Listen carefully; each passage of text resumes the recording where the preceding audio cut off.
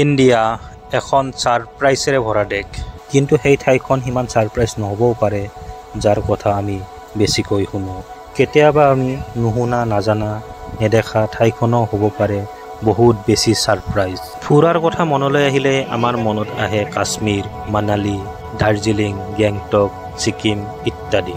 কিন্তু আমি জনা উচিত আমাৰ নিচেই ওচৰত অসমৰ ভিতৰতে আছে কিছুমান এনেকুৱা ঠাই য'ত নেকি সূৰুজে লুকা ফাকু খেলে ডাৱৰৰ লগত, য'ত নেকি আকাশে ফাকুৱা খেলে মেঘৰ লগত। এয়াই হৈছে আমাৰ অসম, এয়াই হৈছে আমাৰ ডিমা হাছাও, এয়াই হৈছে আমাৰ তুমজাং। তো আহক আমি এই ভিডিঅ'টিৰ দ্বাৰা তুমজাঙৰ বিষয়ে ভালদৰে জানো।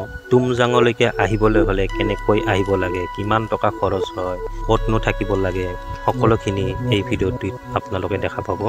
গতিকে ভিডিঅ'টো অকণমানো স্কিপ নকৰাকৈ চাব। যাত্ৰা ইয়াৰ পৰাই আৰম্ভ কৰিছোঁ আৰু বৰ্তমান আছোঁ আমি গুৱাহাটী ষ্টেচনত আৰু আমাৰ ট্ৰেইন আছে 11:55-ত। তো এতিয়া 11টা বাজিছে, অলপ সোনকালে আহিলোঁ যিহেতু বতৰটো বেয়া, বৰষুণ দি আছে।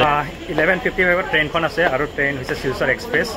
তো সদায় এইখন ট্ৰেইন ৰেগুলাৰ যায় ইয়াৰ পৰা গুৱাহাটী ষ্টেচনৰ পৰা। তো আমাৰ ট্ৰেইন এতিয়া ৰৈ আছে, তো আমি ট্ৰেইনলৈকে গৈ আছোঁ। নেক্সট ডে মৰ্ণিং, এতিয়া ৰাতিপুৱা টাইম হৈছে 8টা আৰু আমি 8টা বজাত আহি মাহুৰ ষ্টেচন পাই গ'লোঁ। ট্ৰেইনখন 7টা বজাত আহি পাব লাগিছিল, যদিও অকণমান লেট হোৱাৰ কাৰণে আমি 8টা বজাত আহি মাহুৰ ষ্টেচন পাই গ'লোঁ। আৰু এয়া আগত আমাৰ গ্ৰুপটো। মাহুৰ ষ্টেচনৰ বাহিৰতে আছে এটা অটো ষ্টেণ্ড আৰু এই অটো ষ্টেণ্ডটোৰ পৰাই এখন অটোলৈ আমি ৰাওনা হ'লোঁ ইলাইকুল ভিলেজলৈকে। এয়া আমি পাই গ'লোঁ ইলাইকুল ভিলেজ আৰু ইয়াৰ পৰা অলপ আগত আমি এতিয়া ব্ৰেকফাষ্ট কৰিম আৰু ব্ৰেকফাষ্ট কৰি তাৰ পৰা আমাৰ ট্ৰেকিং ষ্টাৰ্ট হ'ব। ইলাইকুল ভিলেজ সৰুকৈ এখন গাঁও আৰু ইয়াতে কুকি সম্প্ৰদায়ৰ লোকে বাস কৰে। এই গাঁওখনত কেইখনমানহে দোকান আছে আৰু হোটেল আছে 2-3খনমান। মানে ব্ৰেকফাষ্ট কৰিলে এই হোটেলকেইখনতে ব্ৰেকফাষ্ট কৰিব লাগিব।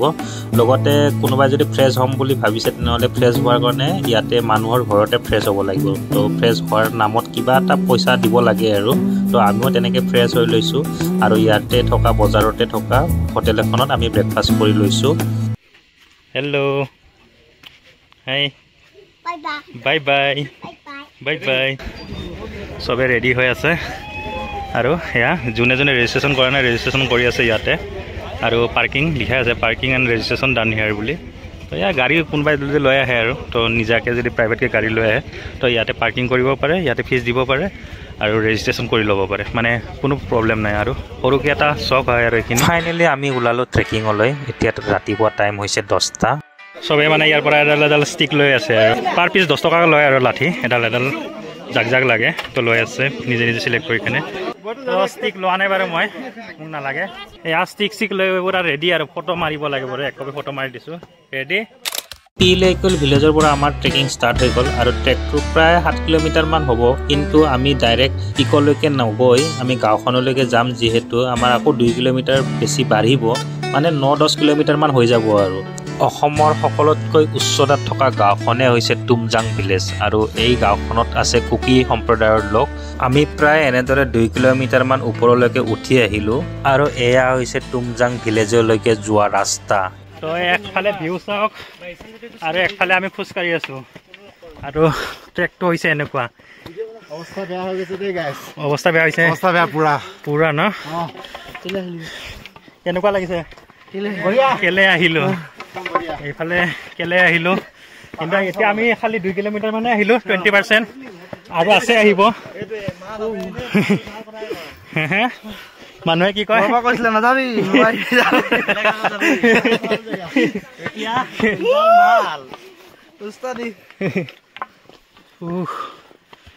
ভিউ চাই চাই গৈ থাকিলে হ'ল আৰু ভাগৰ লাগিলে। ইফালে জোকৰটো বাৰু এনেকুৱা নহয়, অকণমান চিৰি টাইপ আছে। মানুহ ক্ৰচিং হ'লে এনেদৰে লাইন পাতি ৰখি দিব লাগে। বহুত সৰু হয় ট্ৰেকটো, ৰাস্তাটো। ফাৰ্ষ্ট গেটখন পাই গ'লোঁ। এয়া ৱেলকাম টু তুমজাং পিক আৰু ইয়াৰ পৰা ভিউটো এনেকুৱা হয়।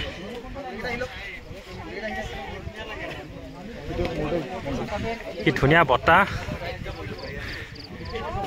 ফাৰ্ষ্ট গেটখন পাৰ হৈ আমি আকৌ আগবাঢ়িলোঁ ছেকেণ্ড গেটখনলৈকে, মানে তুমজাং পিকলৈকে যোৱা গেটখনলৈকে।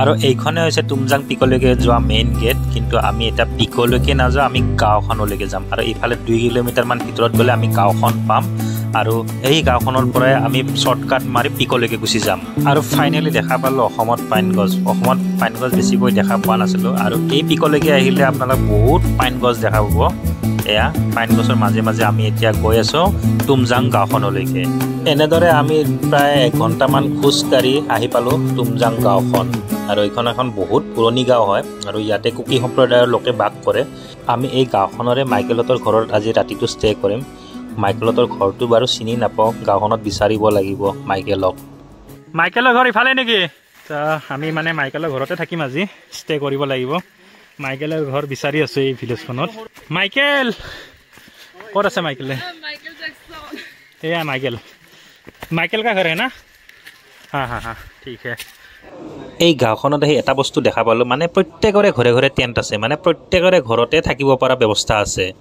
চাৰিওফালে টেণ্ট আৰু কোনোবাই যদি এই গাঁওখনলৈকে আহিব বিচাৰে তেনেহ'লে কোনোবা চিনাকিৰ দ্বাৰাই আগতীয়াকৈ বুক কৰি ল'ব কাৰণ বেছি মানুহ হ'লে কেতিয়াবা টেণ্ট নাপাবও পাৰে আৰু এয়াই হৈছে মাইকেলৰ ঘৰ আমি ইয়াতেই আজি ৰাতিটো থাকিম এইবোৰ টেণ্ট ভিতৰৰ ফালেও আছে এইবোৰ তেনেকুৱা হয়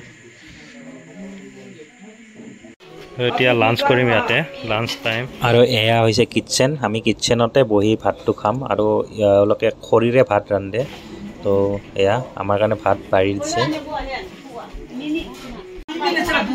তো ভাত ল'লোঁ আৰু কিবা এটা এইটো লোকেল চব্জি বোলে শুকান মাছেৰে বনাইছে কণী লৈ লৈছোঁ দালি এনেকৈ ভাজি চাজি তো এতিয়া মানে এনেকুৱা আৰু খানাটো দিনৰ খানাটো এনেকুৱা হয় লাঞ্চ কৰি ফ্ৰেছ হৈ আকৌ ওলালোঁ এতিয়া পিকটোলৈকে যাম নাই বোলেও 45 মিনিটমান লাগিব ইয়াৰ পৰা য'ত আমি ৰাতিটো ষ্টে কৰিম তাৰ পৰা 45 মিনিটমান লাগিব তো ৰাস্তা চিনি নাপাওঁ মই আগত আহি আছোঁ গাইডজনে অহা নাই গাইডজনে কৈছে আহি থাকিব ক'ত বা আহিছোঁ নাজানো আৰু চবকে লৈ আহি আছোঁ পিছফালে এয়া আহি আছে তো এনেকুৱা জেগা কোনো মানুহ চানুহ নাই জংঘল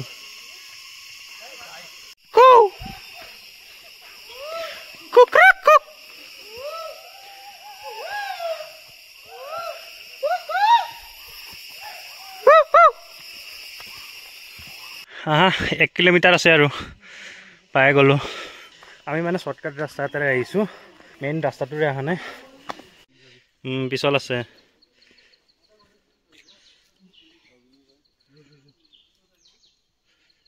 ইমান জেগা কষ্ট কৰি ডেঞ্জাৰ বাটেদি আহি পাই গ'লোঁ এয়া তুমজাং চাইকেল পিক চাইকেল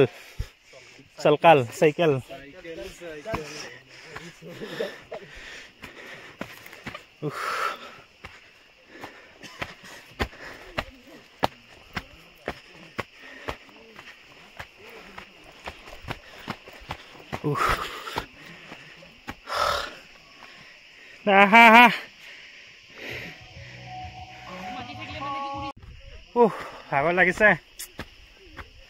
ভিউ চাওক ভিউ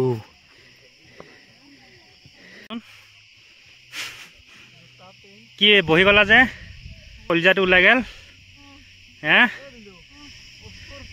উঠা কষ্টৰ ফল মিঠা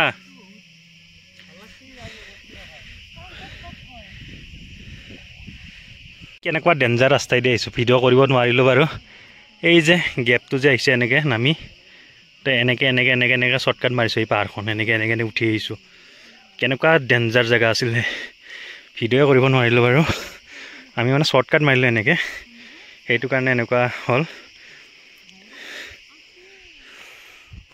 ওপৰৰ ফালে যাওঁ পিকটো পাই গ'লোঁ ফাইনেলি এতিয়া এনেই বাৰু ট্ৰেকটো ঠিকে লাগিছিলে কিন্তু এইখিনি যেনেকুৱা ৰাস্তা দি আহিছোঁ জুকোভেলিতকৈ টাফ লাগিলে এতিয়া সেইখিনি আমাৰ মানুহখিনি পিছফালে আছে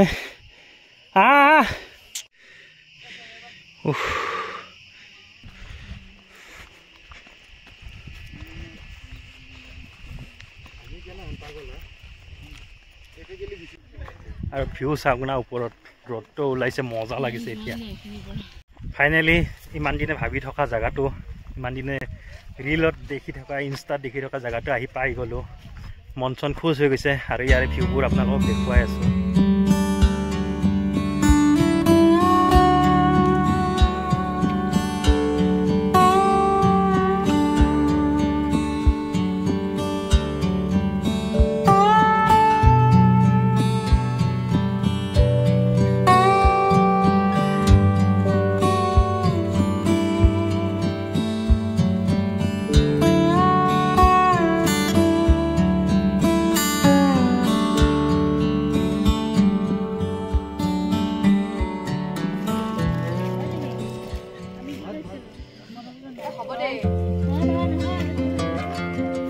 আচলতে এই পিকটোক চেলকাল পিক বুলি কয় বহুতে তুমজাং পিক বুলি কয় আচলতে তুমজাং গাঁওখনৰহে নাম বহুত ধুনীয়া ঠাই ভিডিঅ' ফুটেজতকৈ আৰু বেছি ভাল লাগিছে ইয়াত আহি তো আপোনালোকেও আহিব পাৰে যদি আপোনালোকে ট্ৰেইনেৰে আহে মাহুৰ ষ্টেচনত নামিব লাগিব মাহুৰৰ পৰা পিলেকুল ভিলেজলৈকে আহিব লাগিব আৰু পিলেকুল ভিলেজৰ পৰা ট্ৰেকিং ষ্টাৰ্ট কৰিব লাগিব আৰু বাজেট বুলি ক'লে বেছি পইচাৰ খৰচ নহয় যদি গুৱাহাটীৰ পৰা আহে 2-3 হাজাৰ টকাৰ ভিতৰত আপোনালোকে ধুনীয়াকৈ এই ঠাইখন উপভোগ কৰি যাব পাৰিব এই পুৰা ওপৰৰ পৰা এনেকৈ নামি আহিলোঁ আৰু ভাইৰেল হৈ থকা জেগাখিনি এইখিনি তুমজাঙৰ তো আমি মানে উল্টাকৈ আহিছোঁ সেইফালে শ্বৰ্টকাট মাৰি উল্টাকৈ আহি এতিয়া এইখিনি জেগা পালোঁ তো এনেকুৱাই আছিল চেলকেল পিক আৰু এতিয়া আমি ছানছেট চাবৰ কাৰণে ৰৈ আছোঁ ছানছেট হোৱাৰ পিছত আমি ইয়াৰ পৰা গাঁওখনলৈকে উভতি যাম তাতে ৰাতি থাকিম তো এনেকুৱাই আছিল ভিডিঅ'টো চাই কেনেকুৱা পালে কমেণ্ট কৰি জনাব আৰু এই জেগাৰ বিষয়ে কিবা যদি জানিব লগা আছে আপোনালোকে কমেণ্ট কৰি সুধিব পাৰে